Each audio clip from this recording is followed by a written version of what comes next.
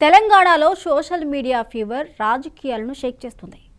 కాంగ్రెస్ అధికారంలోకి రావడంలో కీలక రోల్ పోషించింది. ఇక పవర్లోకి వచ్చిన తర్వాత తగ్గిన కాంగ్రెస్ సోషల్ మీడియా జోరు తగ్గుతూ ఉంది. సోషల్ మీడియాలో గులాబీ దళమైతే దూసుకుపోతుంది. ఇక ఏది ఏమైనా ఇరు తెలుగు రాష్ట్రాలు మనం ఒకసారి చూసుకున్నట్లయితే సోషల్ మీడియా అనేది ఒక వెపన్ లాగా మారింది. ప్రతి ఒక్కరు కూడా వారి యొక్క భావోద్వేగాలతో పాటు విమర్శలు చేయడానికి, ప్రతి విమర్శలు చేయడానికి కూడా ఒక సోషల్ మీడియాని వేదికగా మలుచుకున్నారు. ఇది ఏపీనే కాదు, ఇప్పుడు తెలంగాణలో కూడా ఈ సంస్కృతి ముందుకు వస్తుంది. అయితే ఎలక్షన్స్ ముందు కాంగ్రెస్ కొంచెం సోషల్ మీడియాలో యాక్టివ్గా ఉన్నప్పటికీ కూడా అధికారంలోకి వచ్చిన తర్వాత అది బాగా డల్ అయింది. అయితే ఇదే నేపథ్యంలో బీఆర్ఎస్ సోషల్ మీడియాని ఒక అస్త్రంగా మార్చుకుంటుంది. ఇప్పుడు ప్రతి విమర్శలు చేయడానికి ఎన్నడూ లేని విధంగా బీఆర్ఎస్ ఒక సోషల్ మీడియా వింగ్తో ముందుకు వస్తుంది. ఏది ఏమైనా సరే ప్రస్తుతం ఇప్పుడు సోషల్ మీడియా వార్ అయితే ఇరు తెలుగు రాష్ట్రాల్లో నడుస్తుంది. అసలు ఈ సోషల్ మీడియా ఇప్పుడు ప్రస్తావించవలసిన అవసరం ఉందా? రాజకీయ పార్టీలు అన్నీ కూడా ఈ సోషల్ మీడియా మీద ఎందుకు డిపెండ్ అవుతున్నాయి? సోషల్ మీడియా తప్ప ఇరు తెలుగు రాష్ట్రాల్లో ఎలాంటి సమస్యలు అనేది లేదా? ఇదే అంశం గురించి ప్రస్తుతం మనతో పాటు మాట్లాడడానికి మనకి జూమ్ లైవ్లో అనలిస్ట్ ఉప్పాల లక్ష్మణ్ గారు ఉన్నారు. లక్ష్మణ్ గారు నమస్కారం అండి. అన్మ్యూట్ చేయండి లక్ష్మణ్ గారు. నమస్తే లక్ష్మణ్ గారు నమస్కారం అండి. మనం చూస్తూనే ఉన్నాం తెలుగు రాష్ట్రాల పరిస్థితి ఏ విధంగా ఉంది అనేది. ఒక రాష్ట్రం తర్వాత ఒక రాష్ట్రం రెండు కూడా సోషల్ మీడియాని ఒక వెపన్ లాగా వినియోగించుకుంటున్నాయి. ఇక ఏపీలో చూస్తే సోషల్ మీడియాలో అసభ్యకర పోస్టులు ఏవైతే పెట్టారో దానికి సంబంధించి అరెస్టులు, దాని తర్వాత పర్యావసానాలు జరుగుతూనే ఉన్నాయి. అదేవిధంగా ఇప్పుడు తెలంగాణలో కూడా ప్రస్తుతం కాంగ్రెస్ ప్రభుత్వం మరొక్కసారి సోషల్ మీడియా మీద ఫోకస్ పెట్టాలని అనుకుంటుంది. ఎందుకు ఇప్పుడు సోషల్ మీడియా మీద అధికారంలోకి వచ్చిన తర్వాత ఫోకస్ పెట్టాలి? ఇక ప్రజా సమస్యల గురించి, ప్రజలు ఇచ్చిన హామీల గురించి ఆలోచించకుండా ఇప్పుడు సోషల్ మీడియా ద్వారా ప్రజల్లోకి వెళ్ళాలి అనే థాట్లోకి ఎందుకు వస్తుందంటారు? సోషల్ మీడియా గురించి అన్ని రాజకీయ పార్టీలు ఎందుకు ఆలోచిస్తున్నాయంటే ఇక్కడ ప్రతి పల్లె కూడా అంటే మారుమూల ప్రాంతాలు కూడా ఇంటర్నెట్ వెళ్ళింది, ఫోన్లు వెళ్ళాయి. అది పేద వర్గాల మధ్య తరగతి అనేది లేదు, అందరి దగ్గర ఇవాళ మనకు మొబైల్ ఫోన్లు కనిపిస్తాయి. సో చూసే వాళ్ళ సంఖ్య పెరిగిపోయింది. అంటే ఇది యూట్యూబ్లో కానీ లేకపోతే ఇతర సోషల్ మీడియా కానీ చూస్తున్నప్పుడు అతి త్వరగా టీవీ ఛానల్స్లోనైనా కొంచెం ఆలస్యం అవుతుందేమో కానీ ఈ సోషల్ మీడియాలో అతి త్వరగా రీచ్ అవుతుంది. దాని వలన ఏంటంటే ఇక్కడ ఒకటేంటంటే అధికారంలో ఉన్న ఏ పార్టీ అయినా తాము అధికారంలో ఉంటూ ప్రజలకు ఏం మేలు చేస్తున్నాము అనే అంశాలని సోషల్ మీడియా ద్వారా ప్రజలకు తీసుకెళ్లటంలో తప్పులేదు, తీసుకెళ్ళాలి. అలాగే ప్రతిపక్ష పార్టీలు కూడా ప్రభుత్వ వైఫల్యాలు ఏమైతే ఉన్నాయో అవి తీసుకెళ్లాలో, అది కూడా తప్పులేదు. ఇప్పుడు ఆ రెండు పనులు చేయకుండా వీళ్ళు ఏం చేస్తున్నారు? వ్యక్తిగతమైనటువంటి దాడులు, లేదంటే సెన్సేషనల్ క్రియేట్ చేయటము, అంటే డైవర్షన్ పాలిటిక్స్ అని మనం చెప్పుకుంటున్నాం కదా, అలా తయారయ్యారు. ఒక రాజకీయ పార్టీలు కదా, అందరూ కూడా అదే ధోరణిలో ఉన్నారు. అలాగే భాష, వాళ్ళు ఏమనుకుంటున్నారు? మనం ఏదో ఈ యొక్క మాట్లాడకూడని భాషను మాట్లాడితే జనం రిసీవ్ చేసుకుంటున్నారు కాబట్టి మనకు ప్రయోజనం ఉంటుంది, అంటే మైలేజ్ వస్తుంది అని అనుకుంటున్నారేమో. కానీ పక్క రాష్ట్రంలో చూసాం, ఆంధ్రప్రదేశ్లో ఏం జరిగిందమ్మా? విపరీతంగా తిట్ల వర్షం కురిపించిన వైఎస్ఆర్సీపీ ప్రభుత్వము 11 సీట్లకే పరిమితమైంది కదా. అంటే నీ తిట్లకు జనాలు ఆకర్షితులయ్యారా లేకపోతే ఏంటి? కాదు, అక్కడ పరిపాలన చూస్తారు. అవినీతి ఉందా లేదా, దౌర్జన్యాలు ఉన్నాయా, ఏం జరుగుతున్నాయి, ఈ ప్రభుత్వం ప్రజల పక్షాన్ని నిలబడుతుందా లేదా అన్నది చూసి ఓట్లు వేస్తారు తప్ప ఈ డైవర్షన్ పాలిటిక్స్ లేకపోతే తిట్ల వర్షాలను చూసి అట్రాక్ట్ అవుతారని నేనైతే అనుకుంటలేదు. ఇక్కడ కూడా ఎన్నికల ముందు, తెలంగాణలో కూడా ఎన్నికల ముందు మరి విపరీతంగా సోషల్ మీడియాను అధికార పార్టీ వాడుకుంది, ప్రతిపక్షాలు వాడుకున్నాయి. అంటే బీజేపీ, కాంగ్రెస్ పార్టీలు కూడా వాడుకున్న మాత్రాన ఏమైంది? చివరికి ఏం నిలిచింది? అవినీతి దౌర్జన్యాలు. ఇక్కడ ఆంధ్రప్రదేశ్లో ఏవైతే ఆలోచించారో ఇక్కడ కూడా అదే ఆలోచించారు. విపరీతంగా ప్రజల యొక్క సొమ్మును దోపిడీ చేసుకోవడము, ప్రభుత్వ సొమ్మును తినేసేయటం, అహంభావంతో రాజకీయ నాయకులు మెలగటం, అధికార పార్టీ ఉంది కదా అని ఊరికినే గెలిచిపోతాం, జనం ఓట్లు వేసేస్తారు, మనం ఏదో తాయిలాలు ప్రకటిస్తే అని అనుకోవటం, ఇవన్నీ ఏం పనిచేయలేదు. మళ్ళీ ఖచ్చితంగా మేమే వస్తామన్న బీఆర్ఎస్ పార్టీ ఏమైపోయింది? రాలేకపోయింది. కాంగ్రెస్ పార్టీ వచ్చింది. అందువలన ఇక్కడ సోషల్ మీడియాలో విపరీతంగా ఏదో ప్రచారాలు చేసుకున్నంత మాత్రాన ఏదో ఒరిగిపోతుందంటే ఏం ఒరిగిపోదు. ప్రజలు అన్ని ఆలోచిస్తారు, చూస్తారు, కానీ అన్ని ఆలోచిస్తారు. ఏ ప్రభుత్వం ఎలా ఉంది, ఏ రాజకీయ నాయకుడు ఎలా ఉన్నాడు, మనం ఎన్ని చెప్పినా అక్కడ లోకల్ లీడర్స్ ఎలా ఉన్నారు అన్నది వాళ్ళ ప్రభావం వాళ్ళ మీద ఉంటుంది. ఇప్పుడు వాడు ప్రజలకు సేవ చేస్తున్నాడా, ప్రజల సొమ్ము తినేస్తున్నాడా అనేది చూస్తారు. అప్పుడు ఇప్పుడు ప్రభుత్వ నాయకులు ఎవరైతే ఉన్నారో వాళ్ళు కంట్రోల్ చేసుకుంటున్నారా అంటే కంట్రోల్ లేకనే కదా. ఇప్పుడు కళ్ళ ముందు ఒక ఎమ్మెల్యే ఒక సామాన్య గృహంలో నివసిస్తూ ఆయన ఎమ్మెల్యే అయితే అయిన వెంటనే సంవత్సరానికో 2 ఏళ్లకో 10 కోట్లు 5 కోట్లు పెట్టి ఇల్లు ఎలా కట్టుకుంటారమ్మా? ఎప్పుడన్నా చూసామా? అలా కట్టుకున్నారా లేదా? విపరీతంగా ఆస్తులు ఎలా వచ్చేసాయి? ఇవన్నీ జనం ఆలోచిస్తారు. అంతేగాని సోషల్ మీడియాలో నేను తిడతానే, సోషల్ మీడియాలో నేను ఏదో మాట్లాడతానే అయిపోయింది అనుకోవచ్చు. అదేం అయిపోదు. వాళ్ళ ఆలోచన వాళ్ళు చేస్తారు, వాళ్ళు చూస్తారు. చూడకుండా కూడా ఏదో ఒకటి ఏవో వస్తుంటే చూస్తారు. ఇప్పుడు సోషల్ మీడియా కూడా కంట్రోల్ లేకుండా పోయింది. పచ్చి అబద్ధాలు. ఇప్పుడు మనకు ఆర్టికల్ 19(1)A రాజ్యాంగంలో ఏం ప్రసాదించింది? భావ వ్యక్తీకరణ. అంటే నువ్వు ఏమనుకుంటున్నావో ఆ అంశాన్ని ప్రజలకు చెప్పవచ్చు, వ్యక్తం చెయ్యొచ్చు. అంటే విమర్శలు చెయ్యి, లేకపోతే సలహా చెప్పు, ఏమైనా మాట్లాడదాం ఒక అంశం మీద. అది స్వేచ్ఛ. ఆ స్వేచ్ఛను వదిలేసి ఇక్కడ ఏ మాత్రం కూడా నిజం లేకుండా పచ్చి అబద్ధాలతో కూడినటువంటి అంశాలని ఇవాళ మాట్లాడే వాళ్ళు అలాగే మాట్లాడుతున్నారు, ఆధారాలు లేకుండా. అలాగే కొన్ని యూట్యూబ్ ఛానల్స్ లో కూడా ప్రసారం చేస్తున్నాయి. ఇప్పుడు ఎలా ఉంటుందమ్మా, ఏదో రాత్రి మనం అలా నిద్రపోక అలా చూస్తే యూట్యూబ్ లో టాప్ మన ఒక పెద్ద నాయకుడు చనిపోయినట్టు ఫోటో పెట్టి ఆయన మృతి అని పెడతారు. మనం అన్ని ఎత్తుక్కోవాలి, అన్ని చోట్ల. ఏంటి చనిపోయాడా చూస్తే ఏం చనిపోయి ఉండడు. దీన్ని సోషల్ మీడియా అంటామా? బుద్ధి ఉంది అంటామా? బుద్ధి ఉంది వాళ్ళకి పెట్టిన వాళ్ళకి. మరి ఇలాంటి వాటిని ప్రభుత్వం చర్యలు తీసుకోవాల్సిందే కదా. లేని అంశాలను అలాగే కుటుంబ విషయాలు, వ్యక్తిగత విషయాలు తీసుకురావటం. ఇప్పుడు దానికి ఏమైనా ఆధారాలు ఉంటాయా? ఒకరికొకరి అక్రమ సంబంధాలు కల్పించి పెట్టడం, ఇవి కరెక్ట్ కాదమ్మా. ఈ సమాజంలో ఇవి కరెక్ట్ కాదు. అందువలన సోషల్ మీడియా మీద ఇవాళ వ్యతిరేకత పెరుగుతున్నది, నమ్మకం కూడా పోతున్నది. అవును. ఓకే లక్ష్మణ్ గారు, ఒక నిమిషం హోల్డ్లో ఉండండి. అలాగే మనకి మరొక గెస్ట్ అందుబాటులో ఉన్నారు, BJP spokes person Dilip Achari గారు. నమస్కారం అండి. నమస్కారం అండి. గతంలో కూడా ఓకే ఆచార్య గారు, దిలీప్ ఆచార్య గారు, ఒకసారి మీది వాయిస్ అన్ని. నమస్కారం అండి. గతంలో కూడా ఈ సోషల్ మీడియా అంశానికి సంబంధించి తెలంగాణలో ఎలక్షన్ ముందు అమిత్ షా వీడియోని ఏ విధంగా ఎడిట్ చేశారో అని తెలిసిందే. ప్రచారానికి వచ్చిన నేపథ్యంలో మైనార్టీ రిజర్వేషన్స్కి సంబంధించి ఆయన అన్నదొకటి, ఎడిట్ చేసి బయటకు వచ్చింది ఒకటి, కాంగ్రెస్ ట్రోల్ చేసింది ఒకటి. ఇదే విధంగా మరొక్కసారి కాంగ్రెస్ ప్రభుత్వం సోషల్ మీడియా మీద ఫోకస్ పెడుతుంది. ఇటుపక్క సోషల్ మీడియా మీద కాంగ్రెస్ ఫోకస్ పెడితే మరి బీజేపీ నేను పాదయాత్ర చేస్తాను, ప్రభుత్వ వైఫల్యాలను బయటికి తీసుకెళ్తాను అంటుంది. మరి సోషల్ మీడియాని పాదయాత్రలు బీట్ చేయగలుగుతాయా?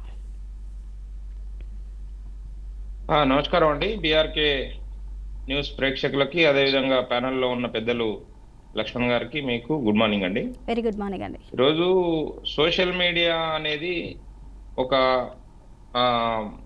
శక్తివంతమైన ఆయుధంగా సమాజంలో ఉన్నది. ఎవరు అవునన్నా కాదన్నా, ఒప్పుకున్నా ఒప్పుకోకపోయినా సోషల్ మీడియా అనేది ఈరోజు ఒక శక్తివంతమైన ఆయుధం. అయితే మనము చాలా సందర్భాల్లో అనుకుంటుంటాం కత్తి 2 వైపులా పదునుంది అని చెప్పి. అదేవిధంగా సోషల్ మీడియా కూడా అది మంచికి ఉపయోగపడుతుంది, చెడుకు కూడా ఉపయోగపడుతుంది. మంచికి ఎంతగా ఉపయోగపడుతుందో చెడుకు కూడా అంతే ఉపయోగపడుతుంది. నిజాలు ఎంత ముందుకు తీసుకొని వస్తుందో అబద్ధాలను కూడా అంతే శక్తివంతంగా ప్రచారం చేయడంలో ముందు వరుసలో ఉంది social media. Not only social media అండి, ఈరోజు ఏ మీడియా సంస్థలు చూసుకున్నా కానీ చాలా సందర్భాల్లో ఆ అది నార్మాలిటీ కోల్పోయింది. ఆ సందర్భంలో సోషల్ మీడియాని ఆశ్రయించడం జరిగింది సామాన్యులు. కొంతకాలం సోషల్ మీడియా చాలా యాక్టివ్ గా అక్యురేట్ గా పనిచేసింది. కానీ తదనంతర కాలం లోపల మళ్ళా ఈ రాజకీయ పార్టీలు కానీ లేదనుకుంటే మిగతా ఈ కార్పొరేట్ కంపెనీలు కానీ మా సోషల్ మీడియా ప్లాట్ఫామ్లను కూడా చెక్కించుకొని అక్కడ కూడా వాళ్ళ ప్రాపకం ముందుకు సాగడం కోసం వీరు వెనుక ఉండి నడిపేయడం, అన్ని రాజకీయ పార్టీలు సోషల్ మీడియా ప్లాట్ఫామ్స్ ని యూజ్ చేయడం, ఈ విధంగా మళ్ళీ సోషల్ మీడియా క్రెడిబిలిటీ కూడా తగ్గుతూ వస్తుంది. అంత మాత్రాన సోషల్ మీడియా క్రెడిబిలిటీ తగ్గడం వల్ల సోషల్ మీడియా చూస్తలేరా అంటే 100% చూస్తా ఉన్నారు. ఈరోజు టీవీ ఎలక్ట్రానిక్ మీడియా కానీ లేకుంటే ప్రింట్ మీడియా కంటే ఎక్కువగా ఫాలో అవుతున్నది సోషల్ మీడియాని. అయితే అన్ని సందర్భాల్లో సోషల్ మీడియాలో వచ్చిన విషయాలు నిజం కావు, అన్ని సందర్భాల్లో సోషల్ మీడియాలో ఉన్నాయి అబద్ధాలు కావు. కనుకనే చాలా సందర్భాల్లో సోషల్ మీడియా చాలా శక్తివంతంగా పనిచేస్తుంది. భారతీయ జనతా పార్టీ కూడా సోషల్ మీడియా ప్లాట్ఫామ్ లో చాలా యాక్టివ్ గా ఉంటుంది. మా కార్యకర్తలు బూత్ స్థాయి నుంచి జాతీయ స్థాయి వరకు సోషల్ మీడియాని మేము యూజ్ చేస్తూ ఉన్నాం. బరాబర్ కరాఖండిగా చెప్తా ఉన్నాం. మేము దాంట్లో ఏం దాపరికాలు లేవు, కానీ ఖచ్చితత్వం ఉంటది. భారతీయ జనతా పార్టీ యూజ్ చేసే సోషల్ మీడియా ప్లాట్ఫామ్స్ ఏదైనా ఖచ్చితత్వం ఉంటది, కానీ మిగతా రాజకీయ పార్టీల లాగా కాదు. సోషల్ మీడియాను ఉపయోగించుకుంటుంది. ఈరోజు మీరు చురుకుగా బీఆర్ఎస్ పార్టీ చాలా యాక్టివ్ గా ఉందంటే అవి అన్ని పేరోల్స్ పెట్టుకొని పే ఛానల్స్ పెట్టుకొని ముందుకు తీసుకొని వస్తా ఉంది బీఆర్ఎస్ పార్టీ. తమ వైఫల్యాలను గడిచిన 10 సంవత్సరాల లోపల జరిగిన వైఫల్యాలను కప్పిపుచ్చుకునేందుకు చాలా రకాల ప్రయత్నం చేస్తుంది. ఆ ప్రయత్నంలో భాగంగానే సోషల్ మీడియాను కూడా విరివిగా ఉపయోగించుకుంటుంది. అది జగమెరిగిన సత్యం. అయితే 2 విషయాలండి. ఈరోజు కాంగ్రెస్ పార్టీ అధికారంలోకి రావడంలో సోషల్ మీడియానే ఒక భాగము, సోషల్ మీడియా ద్వారానే కాంగ్రెస్ పార్టీ అధికారంలోకి వచ్చిందని చెప్పడానికి అవకాశం లేదు. ఎందుకు చెప్తా ఉన్నా అంటే ఈ విషయాన్ని, కాంగ్రెస్ పార్టీ అధికారంలోకి రావడానికి గడిచిన 10 సంవత్సరాలలో బీఆర్ఎస్ పార్టీ చేసిన చాలా ఇబ్బందికరమైన పరిణామాలు ప్రజలు దగ్గరుండి గమనించారు కాబట్టి వారు ఆ ప్రభుత్వం పైన విసిగెత్తి ఉన్నారు. దానికి దోహదపడింది సోషల్ మీడియా. కానీ సోషల్ మీడియానే మొత్తము ఆ కంటెంటే చేంజ్ చేసింది, గేమ్ చేంజర్ గా ఉన్నదని నేను అనుకోవట్లేదు. అదేవిధంగా ఇప్పుడు చూస్తున్న మన బీఆర్ఎస్ పార్టీకి సంబంధించిన సోషల్ మీడియా విభాగం మొత్తము కాంగ్రెస్ పార్టీ వైఫల్యాలను ముందు ఉంచలేదు. కాంగ్రెస్ పార్టీ గడిచిన 10 సంవత్సరాల్లో బీఆర్ఎస్ పార్టీ ఏ విధంగా విధానాలు రూపొందించి ప్రజా వ్యతిరేకంగా పోయిందో అదే విధంగా కాంగ్రెస్ పార్టీ ఈ గడిచిన సంవత్సర కాలంలో అదే విధానాలను అవలంబిస్తూ ముందుకోతుంది. ఏ ఒక అంశం పైన కూడా కాంగ్రెస్ పార్టీ క్లారిటీగా లేదు. ప్రజల్ని గందరగోళంలో నెట్టి వాళ్ళు రాజకీయంగా పబ్బం గడుపుకోవడం కోసం ప్రయత్నం చేసే విధంగా కాంగ్రెస్ పార్టీ వ్యవహరిస్తుంది. కాబట్టి ఈరోజు సోషల్ మీడియాకి ఇంత ఆదరణ ఎందుకు వస్తుంది కాంగ్రెస్ పార్టీని విమర్శిస్తుంటే అని అంటే, ప్రజలు దానికి కనెక్ట్ అవుతున్నారు. ఏ విధంగా? అవి నిజాలు కాబట్టి, సొసైటీలో జరుగుతున్న సంఘటనలు నిజాలు కాబట్టి ఆ నిజాలని సోషల్ మీడియా వేదికగా చూపుతా ఉన్నారు కాబట్టి ప్రజలు కనెక్ట్ అవుతున్నారు. సోషల్ మీడియా విరివిగా ఉపయోగించుకుంటున్నారు. మేము ఏది చెప్పినా ఈ రాష్ట్రంలో కాంగ్రెస్ పార్టీ ప్రభుత్వము అన్ని రకాలుగా వైఫల్యం చెందింది. ఆ వైఫల్యం చెందడానికి మూల కారణాలు ఏంటంటే వారిచ్చిన అలవికాని హామీలు ఒకటి, దాని తర్వాత ఒక విధి విధానాలు లేకుండా ఏదైతే వాళ్ళకి ఎప్పుడు ఏది నచ్చితే ప్రకటన ఇవ్వడము, స్పష్టత లేని ప్రకటనలు ఇవ్వడము, దాని ద్వారా ముందుకోవడం కోసం ప్రయత్నం చేయడం. చాలా చిన్న విషయం. ఇప్పుడు చూడండి, కులగణన సర్వే చేస్తామని చెప్తా ఉన్నారు. ఎంత వ్యతిరేకత వ్యక్తమవుతుంది. ప్రభుత్వం చేపట్టిన ఈ కులగణన ఎంత వ్యతిరేకత మూట కట్టుకున్నది. ఎక్కడ కూడా ఎవరు కూడా సహకరించే పరిస్థితి లేదు. ఏ కాలనీకి పోయినా కానీ, ఏ సామాన్యుని దగ్గరకు పోయినా కానీ వీళ్ళు అడిగే క్వశ్చన్లు ఏంది, వాళ్ళు చెప్పిన విధానం ఏంది, అడుగుతున్న క్వశ్చన్లు ఏంది, అవసరం ఏంది అని చెప్పి అందరు అడుగుతా ఉన్నారు. ఎవరు కూడా ఎక్కడ కూడా సహకరించలేని పరిస్థితి వచ్చింది.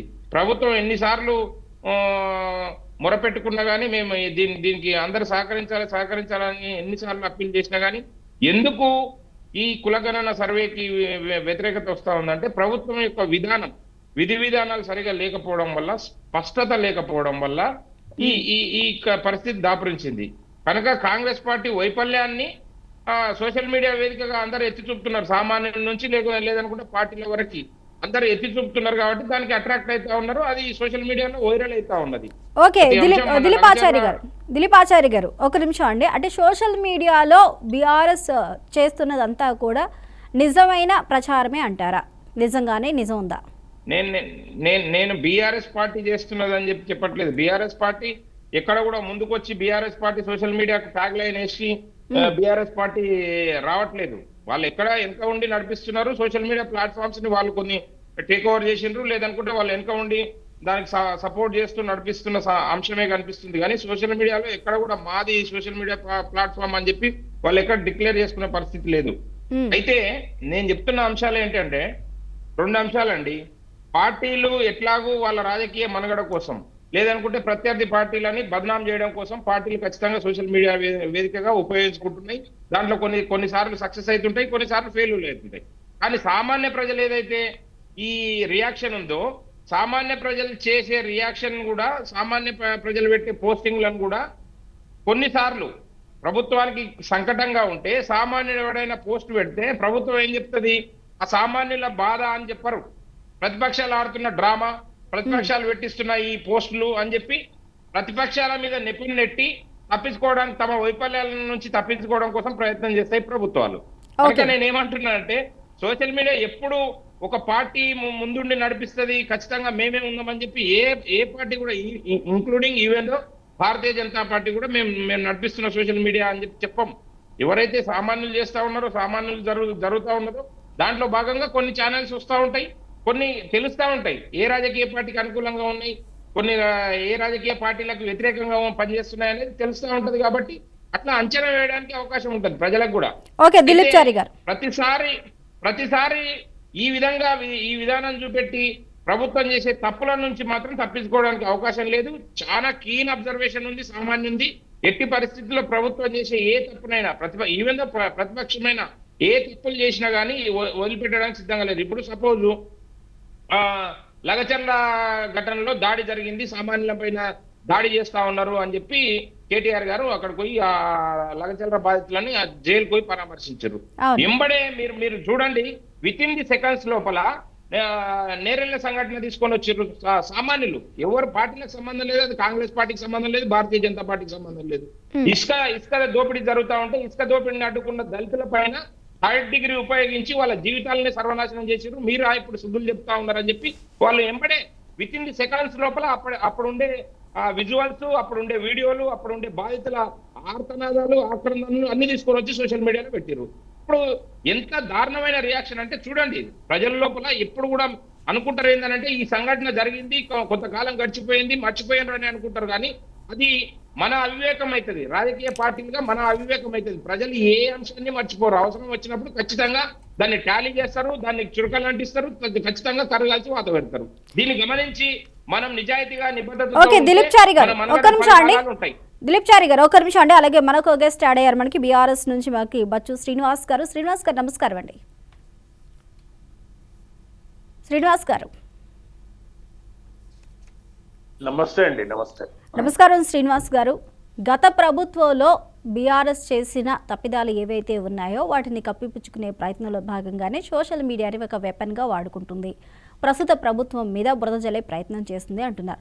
మరొక విషయం, లగచర్ల అంశాన్ని కూడా మనం తీసుకున్నట్లయితే దీని వెనకాల కేటీఆర్ హస్తం ఉంది, కావాలనే ప్రేరేపించారు, వెనక వాళ్ళ చేతే అక్కడ కలెక్టర్ల మీద రాళ్లు వేయించారు అనేది కూడా ప్రస్తుత ప్రభుత్వ ఆరోపణ.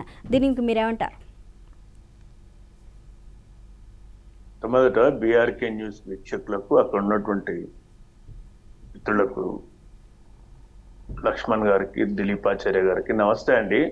నమస్కారం అండి.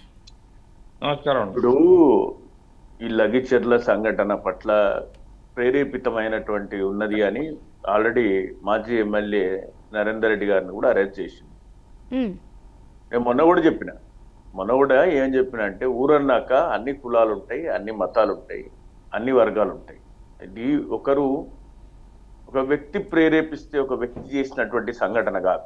సామూహికంగా సరే అది నిజంగా ఎవరైనా చెప్తే మీరు ఇట్లా చేస్తే బాగుంటది అని ఎవరో ఒకరు అని అన్నా కూడా అక్కడ ఉన్నటువంటి ప్రజల ఎమోషన్ వాళ్ళందరూ ఒకటైపోయి ఏకతాటిగా కట్టెలు వాళ్ళంతా గిరిజన సోదరులు ఈరోజు గిరిజనులను కూడా తీసి పారేయడానికి తోసి పాడేయడానికి వీల్లేదు. ఒకప్పుడు వాళ్ళు ఏదో చదువుకోకుండా గుట్టలలో ఉండి కట్టెలు తెచ్చుకొని బతికినరు, ఆకుల అలములు తిని బతికిరు. ఈరోజు దే ఆర్ వెల్ ఎడ్యుకేటెడ్, బాగా చదువుకున్న వాళ్ళు ఈ 70 సంవత్సరాలలో చాలా వరకు బ్రహ్మాండమైనటువంటి అద్భుతమైనటువంటి కేడర్లో ఉన్నారు. జాతీయ స్థాయి నుంచి క్షేత్రస్థాయి వరకు అన్ని రంగాలలో ముందుండి పనిచేస్తున్నటువంటి వ్యక్తులు ఉన్నారు. వాళ్ళ వెనకాల చాలా మంది తెలివికల వాళ్ళు ఉన్నారు, చదువుకున్న వాళ్ళు ఉన్నారు. మీరు వాళ్ళు మీడియాలో మాట్లాడిన క్లిప్పింగ్స్ కూడా మనం చూసినాం. వాళ్ళ ముఖ్యమంత్రి గారి తమ్ముడింటికి పోయినాం, ఎదుగువేరు తమ్ముడింటికి అంటే పోయిండ్రు వాళ్ళని ఒక అడ్వకేట్ తీసుకెళ్ళిండు, సరే ఏమైనా మాట్లాడదాము అని. ఇవన్నీ ఏంటంటే నెగోషియేషన్స్ జరిగినాయి. అదంతా జరిగిన తర్వాత అక్కడ ఆ సంఘటన జరిగింది. నేను మొన్న కూడా చెప్పిన, పార్టీలకు అతీతంగా రాజకీయాలకు అతీతంగా వ్యక్తులందరూ కూడా అన్ని రాజకీయ పార్టీలు ముక్త కంఠంతో ఆ సంఘటనను ఖండించాలి. దానిపైన బాధ్యులు దోషులు ఎవరైతే ఉన్నారో ఖచ్చితంగా వాళ్ళు శిక్షింపబడాలి. ఎందుకంటే ఇట్లాంటి సంఘటనలు తిరిగి పునరావృతం కావద్దని చెప్పిన. ఆ రోజు దిలీపాచార్య గారు కూడా ఉన్నట్టున్నారు మిత్రుడు. అయితే దాని వెనకాల కేటీఆర్ ఉన్నారు, లేకపోతే ఇంకెవరు ఉన్నారు. కేటీఆర్ అనేటువంటి వ్యక్తి అంటే కేటీఆర్ గారు ఇట్లాంటి చవకబారు రాజకీయాలు చేసి, నీచ రాజకీయాలు చేసి, ఒక కలెక్టర్ పైన రాళ్ళు వేయించి దాంతో రాజకీయం చేయాల్సినటువంటి అవసరం కేటీఆర్ గారికి అయితే లేదు. ఇది పూర్తిగా పార్టీ కానీ మా వ్యక్తిగత అభిప్రాయం కానీ వారితో మాకున్న ఈ 17 సంవత్సరాల సుదీర్ఘ మేము కలిసి ఉన్నటువంటి పరిస్థితులు అంటే అంత రీటైల్గా ఆలోచించాం. హోల్సేల్గానే ఆలోచిస్తారు ఆయన. చిల్లరగా ఆలోచించి అక్కడ వచ్చే కలెక్టర్ మీద రాలేయాలని కోరుకుంటున్నానండి. ఆయన 20 years నుంచి పొలిటికల్ సిస్టంలో ఉన్నారు, మాజీ మంత్రి అయ్యుండి రాళ్ళేసే ప్రయత్నం చేస్తారా? చెయ్యరు. నిజంగా ఎవరైనా చేసిన వ్యక్తులను విజువల్స్ ఉన్నాయి, వాళ్ళని పట్టుకెళ్ళినరు, వాళ్ళని 3rd degree చేసిందంటున్నారు. ఈరోజు నేషనల్ NHRC కూడా వాళ్ళను మొరబెట్టుకుంటున్నారు, అట్లా చేయొద్దు అవన్నీ అని. ఆ రోజు మేము కూడా అన్నాం మీడియాలో, ఏమంటే క్షణికావేశంలో సమూహంలో ఒకటి రాయిసిస్తే మిగతా వాళ్ళందరూ రాయిస్తారు. అదేంటంటే భారతదేశంలో నడిపించే వ్యక్తి కోసం ఎదురు చూస్తూ ఉంటారు. అట్లా ఎవరో చేసిండ్రు. ఆ కొద్దిమంది వ్యక్తులు ఎవరైతే ఉన్నారో వాళ్ళని చట్టపరంగా శిక్షించాలి. కానీ పాపం పోలీసులు ఇంటింటికి వెళ్ళి సోదాలు చేసి బయట పడుకున్నోని, లోపల పడుకున్నోని, చుట్టబోయి వచ్చినోని అందరిని తీసుకెళ్లి పోలీస్ స్టేషన్లో పెట్టి ఆయనోని కానోని అందరిని తీసుకెళ్లి లోపల పెట్టి కొట్టిండ్రు, బ్రహ్మాండంగా కొట్టిండ్రు. ఎందుకంటే ఇది ఒక బెదిరింపు, హెచ్చరిక అన్నమాట ప్రజలకి. ఇట్లాంటి సంఘటనలు చేస్తే పోలీసు తన పని ఎట్లా చేస్తుందో అని చెప్పే ప్రయత్నం ప్రభుత్వం చేసింది. కానీ రాజ్యాంగానికి వ్యతిరేకంగా చదువుకున్న వాళ్ళు కూడా చేయొద్దు. అక్కడ వారు అన్నారు, కలెక్టర్ గారు అన్నారు, నాపై దాడి జరగలేదు అని అన్నారు. దాడి అయితే జరిగింది. ఆయన నిజంగా ఆయన పైన రాయి పడలే. అదృష్టం ఏంటంటే చాలా పెద్ద రాయి విసిరింది ఒక పిల్లగాడు, అది ఆయన కలెక్టర్ వెనకాల పడ్డది, కలెక్టర్ గారి మీద పడలే. ప్రమాణమైన దాడి జరిగింది, దాడి జరగలేదని ఎవరు అనలాంటి వీల్లేదు. కానీ రైతులు కూడా అట్లా జరిగిన సంఘటనను వారు కూడా ఖండించాలి. మళ్ళీ వాళ్ళ నిరసన తెలపడానికి అనేక ఉన్నాయి. దీని వెనకాల ఎవరైనా బీఆర్ఎస్ ఉంది అని మాట్లాడితే అది చాలా మూర్ఖత్వం. బీఆర్ఎస్ పొలాలు మాత్రమే లేవు, అక్కడ చాలా మంది మీడియా వెళ్ళి మాట్లాడింది. బీఆర్ఎస్ ఒక్కరికే ఇక్కడ పొలాలు లేవు, కాంగ్రెస్ ఉన్నారు, అందరు ఉన్నారు, ఆ మాజీ సర్పంచ్ అందరు చాలా మంది ఉన్నారు. మళ్ళీ పదే ఇష్యూని ప్రతి ఇష్యూలో రాజకీయం చేయాలి, టాపిక్ డైవర్ట్ చేయాలి అని వెతుక్కోవడానికి ప్రయత్నం చేస్తే అది పొరపాటు. మీరు ఇంకేదో విషయం అడిగింది. ఈ సోషల్ మీడియాని అడ్డం పెట్టుకుని గత ప్రభుత్వంలో జరిగిన అవినీతి అక్రమాలు ఏవైతే ఉన్నాయో వాటిని డిఫెండ్ చేసుకునే ప్రయత్నంలో భాగంగానే ఈ సోషల్ మీడియాని అడ్డం పెట్టుకుంటుంది. కావాలనే కాంగ్రెస్ మీద బురద చల్లుతుంది బీఆర్ఎస్. కేటీఆర్ ఇటీవల కాలంలో కేటీఆర్ ఎక్స్ వేదికగా ఆయన చేసిన ట్విట్టర్ వేదికగా చేసిన పోస్టులు ఒకసారి చూసినట్లయితే ఢిల్లీ వెళ్ళాను అంటాం కానీ, లేకపోతే అప్పుడే మీరు వణికిపోతున్నారా అనడం కానీ, లేకపోతే మేము కంప్లైంట్ చేయబోతున్నాము, ఢిల్లీలో మేము కంప్లైంట్ చేయబోతున్నాము అన్న సంఘటన కానీ, అంటే ఒక బెదిరింపు ధోరణి అనేది అక్కడ కనిపిస్తుంది అనేది వారి వాదన. మోర్ ఎక్స్పీరియన్స్ దాన్ చీఫ్ మినిస్టర్. ముఖ్యమంత్రి గారి కంటే కూడా పొలిటికల్ సిస్టంలో కేటీఆర్ గారు చాలా ఎక్కువ అనుభవం ఉంది. దాంతో పాటు ఏమంటే ఈ technically he is very much empowered. Definite గా పొలిటికల్ సిస్టమ్ లో ఉన్నప్పుడు పాలిటిక్స్ చేస్తారు, తనకున్నటువంటి అస్త్రశస్త్రాలన్నీ ఉపయోగిస్తారు. యుద్ధ క్షేత్రంలో ఉన్నప్పుడు ఆ బాణం ఎందుకు వేసిండ్రు, ఈ బాణం ఎందుకు వేసిండ్రు అని అడగడానికి వీల్లేదు. ఏ బాణం వేసినా కూడా అది ధర్మబద్ధంగా ఉంటేనే అది చేరుతుంది, లేకపోతే చేరదు. మీరు సామాన్యుడి గొంతుక, సామాజిక మాధ్యమాలు అనేటివి సామాన్యుడి గొంతుక. అందులో ఎవరు వద్దన్నా కాదన్నా, ఎవరిని ఆపాలని ప్రయత్నం చేసినా కూడా మనం ఆపలేము. అన్ని రాజకీయ పార్టీలకు సోషల్ మీడియాలు ఉన్నాయి. దానికి సోషల్ మీడియా టీంలు, సోషల్ మీడియా కన్వీనర్లు, సోషల్ మీడియా ఇన్ఛార్జీలు, ప్రత్యేకించి అది ఇలా చాలా ప్రతిష్టాత్మకంగా మారిపోయింది. అది ఎప్పుడో 10 సంవత్సరాల క్రితం 10 సంవత్సరాల క్రితం 2014లో అనుకుంటా నేను. అప్పట్లో మోడీ గారు గుజరాత్ లో విస్తృతంగా దాన్ని, అంటే వాట్సాప్ కానీ ఫేస్బుక్ కానీ వాడి మనం ప్రభుత్వాన్ని తిరిగి అధికారంలోకి తేవచ్చని భారతదేశానికి పరిచయం చేసిన వ్యక్తి. అందులో ఎట్లాంటి సందేహం లేదు. ఆ రోజు సోషల్ మీడియా కానీ లేకపోతే ఎల్ఈడి టీవీలు పెట్టి ప్రచారం చేయొచ్చు అనేటువంటి విషయాలన్నీ గుజరాత్ లోనే ఇది మొట్టమొదట ఎక్కువ ప్రాచుర్యంలోకి వచ్చింది. ఆ తర్వాత దాన్ని అందరు అనుసరించింది. ఆ తర్వాత ఇంకా అందరు మాస్టర్ డిగ్రీలు తీసుకున్నారు. అదేం లేదు. కాంగ్రెస్ ఏం తక్కువ లేదు, లేకపోతే బీఆర్ఎస్ మా పార్టీకి definitely we have a social media warriors, social media in charge గా కాన్స్టిట్యున్సీ వైజ్, గ్రూప్ వైజ్ అన్ని చోట్ల అదే స్వచ్ఛందంగా వచ్చి మేము పనిచేస్తామని కార్యకర్తలు చెప్తున్నారు అన్ని రాజకీయ పార్టీలు. అయితే కొంత మా దాంట్లో టెక్నికల్ ఎంపవర్డ్ ఉంటారు, మరి కొంచెం డిసిప్లైన్ సిస్టమాటిక్ పార్టీ ఉంటుంది మాది. కాంగ్రెస్ అంటే వాళ్ళలో నియంత్రణ ఉండదు, ఎవరికి వారే. కాకపోతే మా ప్రభుత్వము ఆనాడు ఎన్నికలలో స్వచ్ఛందంగా అన్ని యూట్యూబర్స్, ఇన్ఫ్లుయెన్స్డ్ చాలా మంది అయిపోయారు కదండి. దాని మీద సర్వైవ్ అయ్యే పిల్లలందరూ కూడా ఆ రోజు యాంటీ ఇన్కంబెన్స్ ని ఎక్కువ ప్రజల్లోకి చొప్పించే దాంట్లో అప్పుడున్నటువంటి యూట్యూబర్స్ కొంత ఈయన ప్రేరేపించే ముఖ్యమంత్రి గారు వాళ్ళందరి చేత నేను రాగానే స్థలాలు ఇస్తా, లేకపోతే అక్రిడేషన్ కార్డులు ఇస్తా, అట్లాంటివి చెప్పి ఆ ప్రభుత్వం మీద కొంచెం ఎక్కువ మొత్తంలో స్వచ్ఛందంగా పనిచేసిన వ్యక్తులు ఉన్నారు, మోర్ దాన్ కాంగ్రెస్ పార్టీ. ఈ రోజు మేము కాంగ్రెస్ పార్టీని డిఫెన్స్ చేయడం అంటారా లేతే? అయితే సోషల్ మీడియా గొప్పతనం ఏంటంటే అబద్ధం మాట్లాడితే కూడా అంతే వ్యతిరేకత వస్తుంది. అది కొద్దిసేపు ప్రచారంలోకి వెళ్తుంది కానీ మళ్ళీ తిరిగే పునరాలోచనకు మనిషికి గురి అవుతాడు. అంత అబద్ధాలు, అసత్యాలు, అవాస్తవాలు ప్రజలను ప్రేరేపించేవిగా, ప్రజల మనసును మార్చేవిగా సోషల్ మీడియా ప్లాట్ఫామ్ లో అందరూ మాట్లాడడానికి ఒక అవకాశం ఉంది. మెయిన్ మీడియాలో కొందరే మాట్లాడతారు. సామాన్యుడి గొంతుక ఈ సామాజిక మాధ్యమాలు డెఫినెట్ గా అందరూ మేము చేసిన అన్ని మా ప్రభుత్వంలో మా జరిగినటువంటి సంఘటనల పట్ల కాంగ్రెస్ కానీ బీజేపీ కానీ ఇంకెవరైనా ఈ రోజు వరకు జరిగినవి ఆరోపణలు మాత్రమే.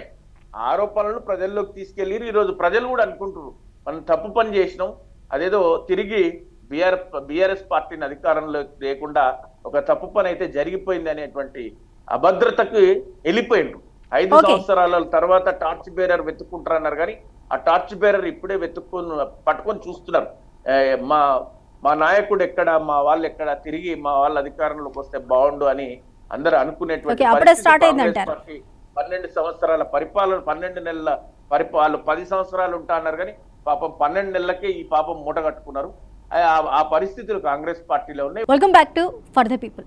ఇక ఇరు తెలుగు రాష్ట్రాల్లో సోషల్ మీడియా వార్ ఏ విధంగా జరుగుతుందో మనకు తెలిసిందే. సోషల్ మీడియాలో పోస్టులు పెట్టినా లేకపోతే సోషల్ మీడియాలో అసత్య ప్రచారాలు చేసినా కానీ కేసులు తప్పవు అంటూ కూడా హెచ్చరిస్తున్నారు. ఇక అదే పంతాన్ని ఇప్పుడు ప్రస్తుతం తెలంగాణ ప్రభుత్వం కూడా ఫాలో అవబోతుంది. ఇక సోషల్ మీడియా మీద పూర్తిగా దృష్టి సారించాలనుకుంటుంది. ఇక ఈ నేపథ్యంలో ఈ అంశాన్ని ఒక్క నిమిషం పక్కన పెడితే ఇప్పటికీ సంవత్సరం పూర్తి చేసుకోవడానికి చాలా దగ్గరగా ఉంది కాంగ్రెస్ ప్రభుత్వం. అయితే ఈ సంవత్సర కాలంలో ఏం చేసింది? విఫలమైంది టోటల్గా రేవంత్ సర్కార్ అంటూ కూడా మహారాష్ట్ర ఎన్నికల్లో పవన్ కళ్యాణ్ వ్యాఖ్యానించిన వ్యాఖ్యలు ప్రస్తుతం సంచలనమయ్యాయి.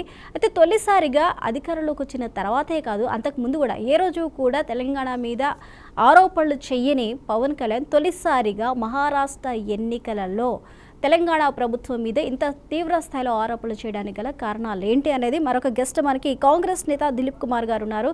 వారిని అడిగి తెలుసుకుందాం. దిలీప్ కుమార్ గారు నమస్కారం అండి. నమస్కారం దిలీప్ కుమార్ గారు, వాయిస్ అన్మ్యూట్ చేయండి ఒక్కసారి.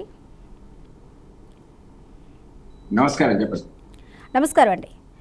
మహారాష్ట్ర ఎన్నికల ప్రచారానికి వెళ్ళిన పవన్ కళ్యాణ్ కాంగ్రెస్ పాలన మీద తెలంగాణలో కాంగ్రెస్ పాలన మీద రేవంత్ సర్కార్ మీద తీవ్ర స్థాయిలో ధ్వజమెత్తారు. హామీలు ఇవ్వడమే పనిగా పెట్టుకుంది, కానీ ఆచరణలో పూర్తి స్థాయిలో విఫలమైన ప్రభుత్వం ఏదైతే ఉందో అది రేవంత్ ప్రభుత్వం అన్నారు. ముఖ్యంగా కర్ణాటక, తెలంగాణ, హర్యానా, జార్ఖండ్ ఈ రాష్ట్రాల్లో ఎలక్షన్స్ వచ్చిన ప్రతిసారి హామీలు ఇస్తుంది, కానీ అమలు చేయడం లేదు. అయితే మహావికాస్ అఘాడికి అసలు ఓటే వేయొద్దు అంటూ కూడా ఆయన సంచలనాత్మక ఆరోపణలు చేశారు. మరి దీన్ని ఎందుకంటారు? పొలిటికల్ పార్టీ రాజకీయాల సందర్భంలో, ఎన్నికల సందర్భంలో సహజంగా కూడా ఇన్ని కామెంట్స్ చేస్తుంటాయి.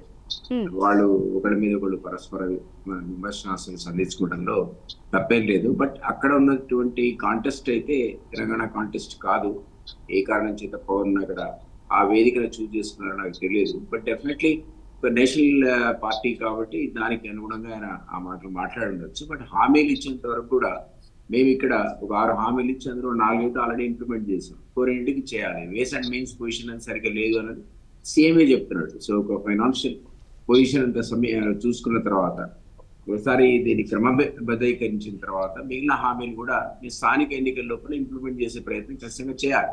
లేదా పొలిటికల్గా మేము నష్టపోతాం.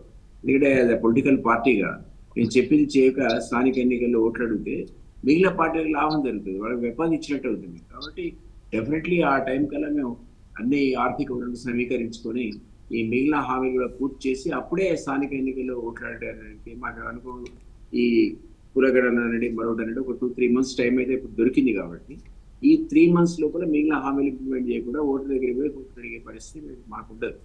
అప్పుడు ఒకవేళ మేము కనుక హామీలు నెరవేర్చకపోతే బీజేపీకో లేకపోతే బీఆర్ఎస్కో తిరిగి కాస్త కూసే అవకాశం ఇచ్చే అవకాశం ఉంటుంది. కాబట్టి మేము అది పొలిటికల్ పార్టీగా ఖచ్చితంగా మేము దాన్ని ఇంప్లిమెంట్ చేసే ప్రయత్నమే చేస్తాం.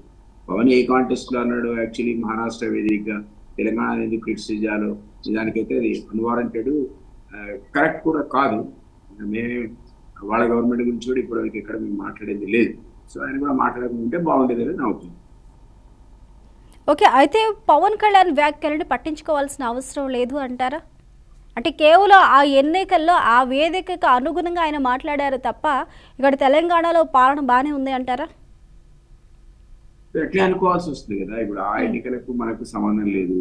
ఇక్కడ మేము బాధ్యత వహించాల్సింది ఈ రాష్ట్రంలో ఈ ఇక్కడ ఆయా రాజకీయ పార్టీలు అక్కడ ఉన్నటువంటి స్థానిక అవసరాల గురించి వాళ్ళకు ఉన్నటువంటి కాంటెస్ట్ బట్టి వాళ్ళు మాట్లాడాల్సిందే తప్ప ఇక్కడే రాష్ట్రాల్లో ఉదాహరణగా చెప్పలేరు. ఎందుకంటే చెప్పడానికి హక్కు ఉంటుంది. ఎందుకంటే ఇంతకుముందే నాకు నేషనల్ పార్టీస్ ఉన్న వాళ్ళకు ఈ ప్రతి దగ్గర కూడా వాళ్ళు ఎక్కడ అధికారంలో ఉన్నారో ఆ పార్టీలు ఒక ఎగ్జాంపుల్ చూపించడానికి అవకాశం ఆస్కారం ఉంటుంది. కానీ ఇక్కడ ఇప్పటికిప్పుడే మొత్తం 11 నెలల పాలనలో 4 నెలలు మాకు ఎలక్షన్స్కే పోయింది.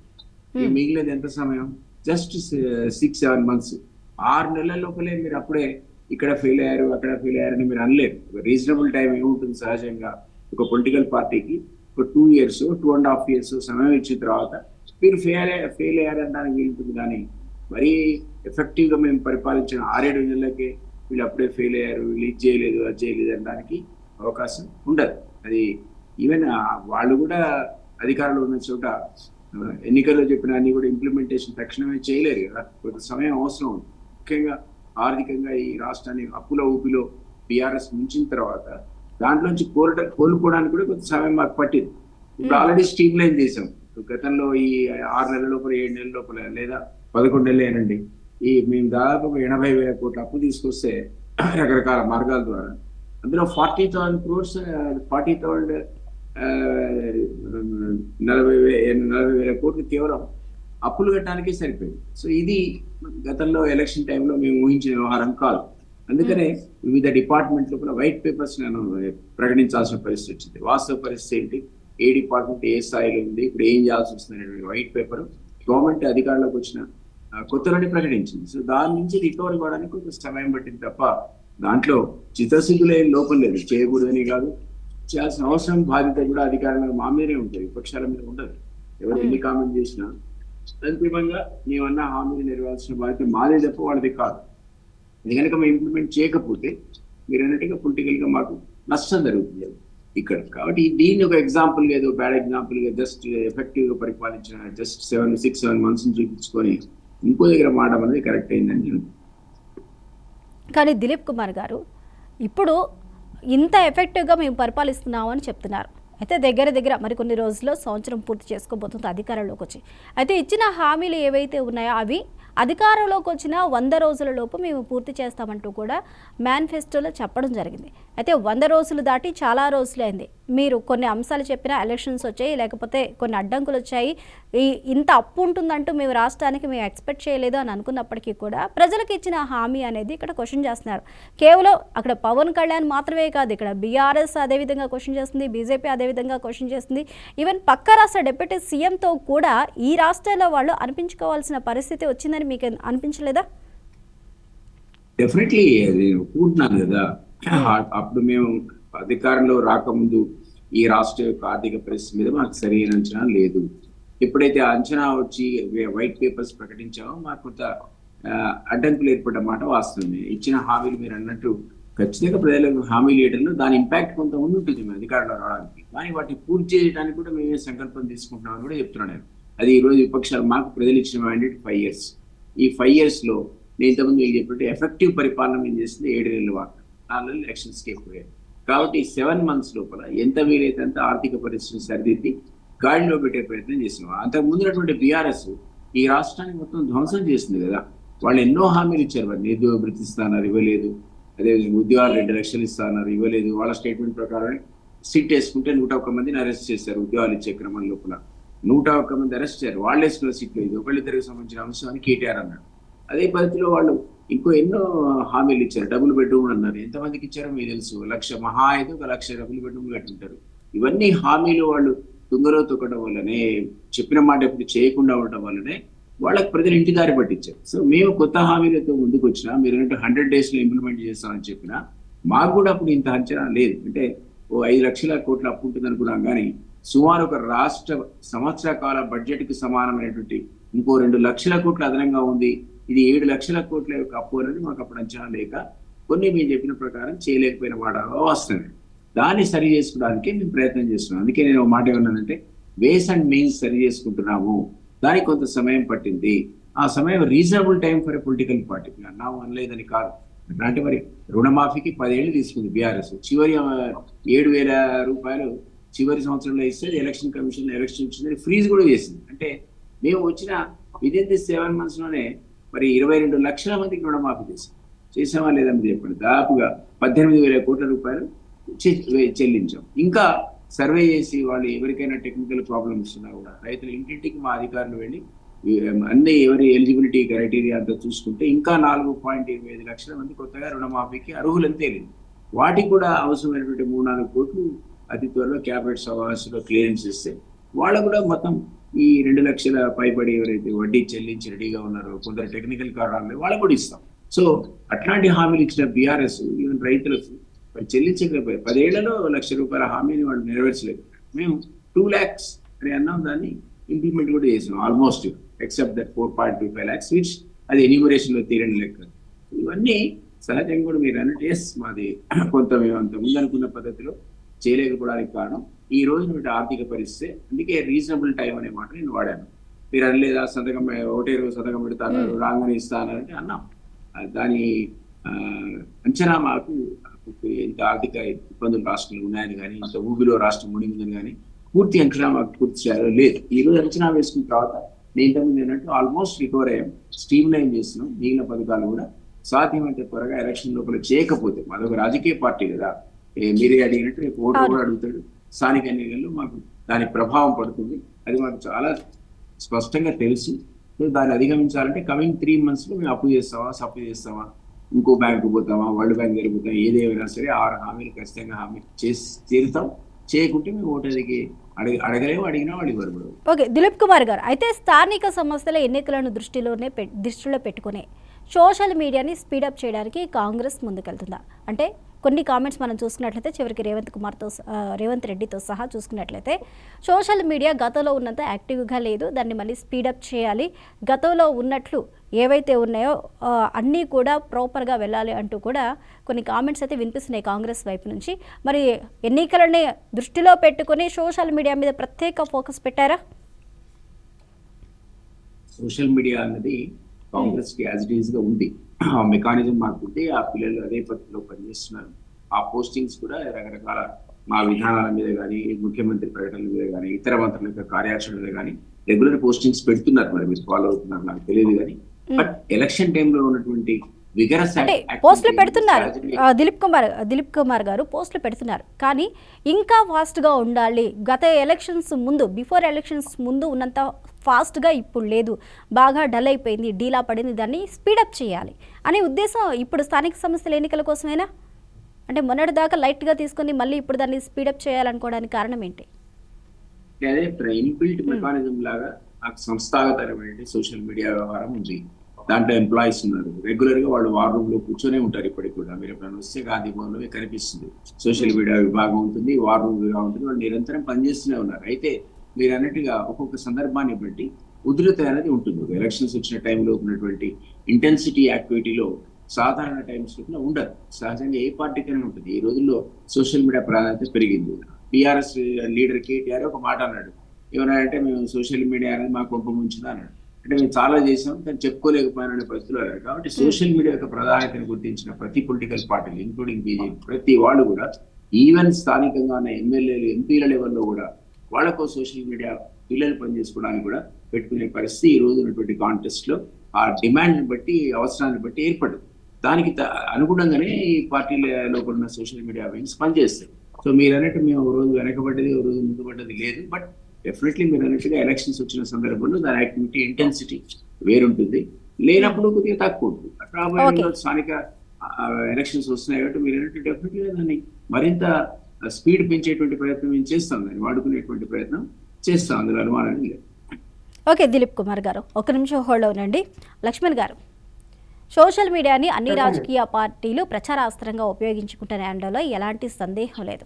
గత కొన్ని ఎలక్షన్స్ మనం గమనించినట్లయితే సోషల్ మీడియాలో ప్రచారం ఏవైతే ఎక్కువగా అయ్యాయో ఆ పార్టీలకి కొన్ని సందర్భాల్లో విజయం దక్కిన అవకాశాలు కూడా ఉన్నాయి. చాలా తొందరగా ప్రజలకు చేరుతున్నాయి.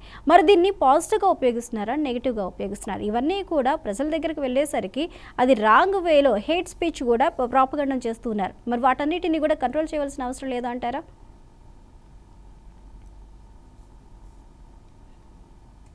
స్వీయ నియంత్రణ ఉండాలమ్మా. అది లేకుండా ప్రభుత్వమే అన్ని చర్యలు తీసుకోవాలి, కేసులు పెట్టాలి అంటే అది సాధ్యమయ్యే పని కాదు. ఎందుకంటే రోజు వందల మంది కాదు, వేల మంది కాదు, లక్షల మంది వారి వారి అభిప్రాయాలను తెలియజేస్తూ ఉంటారు రకరకాలుగా. ప్రత్యేకించి ఇప్పుడు సమస్య ఎక్కడ వస్తున్నదంటే రాజకీయ పార్టీలు సోషల్ మీడియా సెల్లును ఏర్పాటు చేసుకొని ఇష్టానుసారం ప్రసారాలు చేస్తున్నారు, పోస్టులు పెడుతున్నారు. ఇది సమస్య.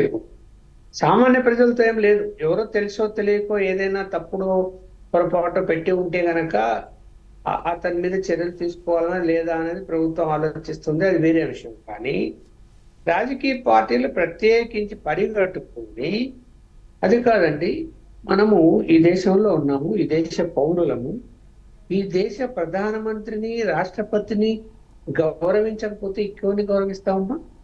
బుద్ధి ఏమన్నా ఉందా? ప్రధానమంత్రి గారు ఒక అమ్మాయితో డాన్స్ చేస్తున్నట్టు సోషల్ మీడియా పోస్టులు పెడతారా? అంటే దాన్ని చూస్తూ ఊరుకుండాలా? ఎంత దారుణమైన అంశం ఇది! ఏమైనా అర్థం పడతాం ఉందే దానికి? ఈ దేశ ప్రధాని మోడీ గారు అనేది పక్కన పెట్టండి, ఈ దేశ ప్రధాని, మన గౌరవం అన్నది మనము ఆ ప్రధానమంత్రి గారికి చూపాలి. విదేశాల్లో మన గౌరవ అప్రతిష్ట పాలు చేస్తామా ప్రధానమంత్రి గారిని? ఇట్లా దిగజారిపోయి ఎవరు పెడుతున్నారు ఇది అంటే కేవలం కక్ష సాధింపు ధోరణితో ఉన్నటువంటి ఆలోచన పరులు చేస్తున్న పని. అవి రాజకీయ పార్టీలు చేస్తున్నాయో లేకపోతే వ్యతిరేక శక్తులు చేస్తున్నాయి. ఇవి కరెక్ట్ కాదు కదా. మరి చర్యలు తీసుకుంటుంటే చర్యలు తీసుకోక ఏం చేస్తారు? మళ్ళీ ఊరికే ఎగ్జాంపుల్ చెప్పాను నేను. అలా అందరి మీద వస్తుంది. కేటీఆర్ డాన్స్ చేసినట్టు వస్తుంది, కేసీఆర్ ఆయన కూడా డాన్స్ చేస్తున్నట్టు వస్తాయి. ఇట్లా ఇష్టానుసారం పోస్టులు ఎవరు పెడుతున్నారు? ఐపీ అడ్రస్లకు వెళ్ళేసరికి ఏమైపోతుంది? విదేశాల అడ్రస్ చూపిస్తుంది. అక్కడ ఐపీ అడ్రస్ నుంచి మరి ఎవరు ఎక్కడ పోస్ట్ చేస్తున్నారు, ఏంటి, విదేశాల నుంచి ఎలా వస్తున్నాయి, అక్కడికి ఎలా వెళ్తున్నాయి, ఎవరు దీని వెనుక అనేది నియంత్రణ అవసరమా లేదంటే నేనైతే నియంత్రణ ఉండాలని చెప్తాను. స్వేచ్ఛ వేరు, నియంత్రణ వేరు. ఓకే లక్ష్మణ్ గారు, ఒక నిమిషం హోల్డ్ అవ్వండి. దిలీప్ చారి గారు, ఇక తెలంగాణ ప్రభుత్వంలో ఉన్న వైఫల్యాలని తెర మీదకి తీసుకొస్తూ కూడా పాదయాత్ర చేస్తామంటున్నారు. ఎప్పటి నుంచి చేయబోతున్నారు? అసలు ఈ వైఫల్యాలు ఏమేమి మీరు ప్రజలలోకి తీసుకెళ్ళనున్నారు? పాదయాత్రకి ఎప్పుడు శ్రీకారం చుట్టబోతున్నారు?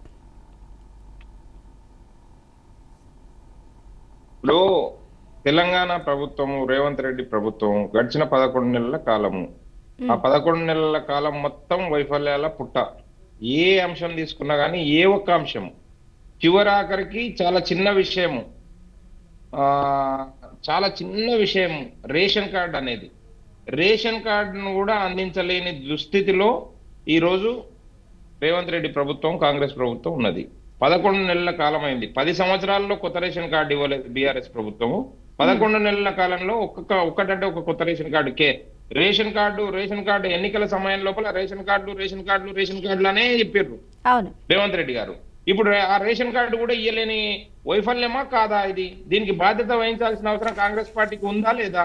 మేము అదే అంశాన్ని లేవనెత్తుతా ఉన్నాం. మీరు ఏ ఒక్క అంశము, ఇప్పుడు రైతు భరోసా అన్నారు, రైతు భరోసా కాదు, రైతు బంధు కూడా లేదు. ఉన్న రైతు బంధు పోయింది, రైతు భరోసా రావట్లేదు. ఎందుకు ఈ వైఫల్యం అని అంటే దానికి ఎవరు సమాధానం చెప్పట్లేదు. మేము కులగన్న సర్వే చేస్తా ఉన్నామని చెప్తా ఉన్నారు. కులగన్న సర్వే అనేది అది డిజాస్టర్ అనేది అందరికి అర్థమైతేనే ఉన్నది. ఏ ఒక్కరు కూడా దాని మీద ఆసక్తి కనపరుస్తలేదు, దాని మీద సీరియస్ గా తీసుకుంటలేరు. అదే విధంగా కాంగ్రెస్ పార్టీ ఒక హైడ్రా అని తీసుకొని వచ్చింది, హైడ్రా సంస్థను తీసుకొని వచ్చింది. దాంతో అదొక డిజాస్టర్ మేనేజ్మెంట్ గా మిగిలిపోయింది. ఇప్పుడు కొత్తగా మూసి సుందరీకరణ లేకుంటే మూసి పునరుజ్జీవం అని చెప్పి తీసుకొని వచ్చింది. మూసి దగ్గర మీరు ఒక్క గంట గడపండి అని అంటే మేము నిద్రపోయినాం. 24 గంటలు మేము మూసి పరిసర ప్రాంతాల లోపల, బస్తీ ప్రజల లోపల మమేకమై 20 చోట్ల, మూసి పరివాహక ప్రాంతం లోపల 20 చోట్ల భారతీయ జనతా పార్టీ నిద్ర కార్యక్రమాన్ని చేపట్టింది. రేపు ఇదే రైట్ అండి, right. Thank you so much. ఈ డిబేట్లో పాల్గొన్న శ్రీనివాస్ గారికి, అలాగే దిలీప్ చారి గారికి, అలాగే దిలీప్ కుమార్ గారికి, అలాగే అనలిస్ట్ ఉప్పల్ లక్ష్మణ్ గారికి, అందరికీ థ్యాంక్ యూ అండి. రైట్, చూస్తూనే ఉన్నాం కదా. ఇక సోషల్ మీడియా ఇరు తెలుగు రాష్ట్రాలు అయితే ప్రస్తుతం ప్రకంపనలు అయితే సృష్టిస్తూ ఉంది. ఇక ఇదే సంస్కృతి మళ్ళీ తెలంగాణ కూడా వస్తుంది. ఇక ఏపీలో ఏవైతే జరుగుతున్నాయో తెలంగాణలో కూడా పునరావృతం అవుతాయా అన్న సందేహాలు అయితే వ్యక్తమవుతున్నాయి. మరి రాబోయే స్థానిక సంస్థల ఎన్నికలను దృష్టిలో పెట్టుకొని తెలంగాణలో కాంగ్రెస్ ప్రభుత్వం సోషల్ మీడియాని మళ్ళీ స్పీడప్ చేసే ప్రయత్నం చేస్తుంది. మరి ఇందులో ఎన్ని వాస్తవాలు ఉంటాయి, ఎన్ని అవాస్తవాలు ఉంటాయనేది చూడాలి. ఇది వాల్టీ for the people. Keep watching BRK news.